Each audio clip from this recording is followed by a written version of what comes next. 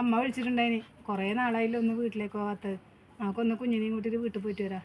2 ദിവസം നിന്നിട്ടെല്ലാം വരാം. അത്രയായി ഒന്ന് വീട്ടിൽ പോയിട്ട്.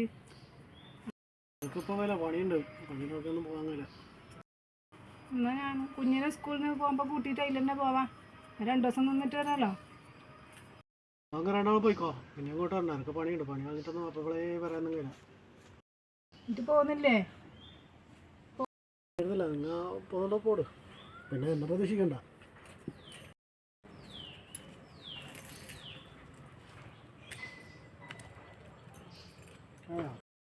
ഹലോ അമ്മേ. ചായ കുടിച്ചു. അമ്മ കുടിച്ചോ? പലഹാരത്തിന് അങ്ങോട്ട് വരാനാ? ഞാൻ നോക്കട്ടെ. എന്താ കാര്യമായിട്ട്? അതെ കിട്ടീനാ? രാത്രിയുടെ പണി എടുക്കുന്നുണ്ട്. ചോദിച്ചോക്കാം. എന്നാൽ വരാം. എന്നാൽ ശരി, ചോദിച്ചോക്കട്ടെ കേട്ടാ.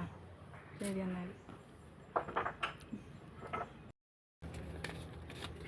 അതാവട്ടെ. അമ്മ വിളിച്ചിട്ടുണ്ടായിന് ഇപ്പോൾ. വീട്ടിൽ പോകാൻ പറഞ്ഞിന്. കുഞ്ഞിനെയും കൂട്ടി നിങ്ങളെയും കൂട്ടി പോയിട്ട് 2 ദിവസം നിന്നിട്ടെല്ലാം വരാറിഞ്ഞിന്. ഒന്ന് പോയിട്ട് വരാം. നമുക്ക് 5-6 മാസത്തെ പെൻഷൻ ഒന്നിച്ച് കിട്ടിയില്ലല്ലോ.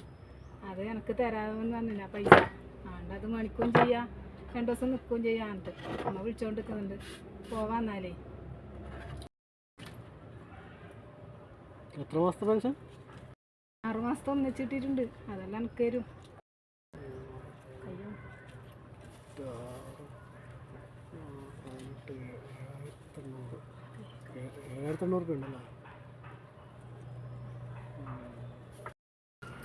എന്നാല് പോയിട്ട് വരാം. ഇനി വന്നാലേ കുറേ അതിലേ പോവാതെ 2 ദിവസം നിന്നിട്ട് വരാം.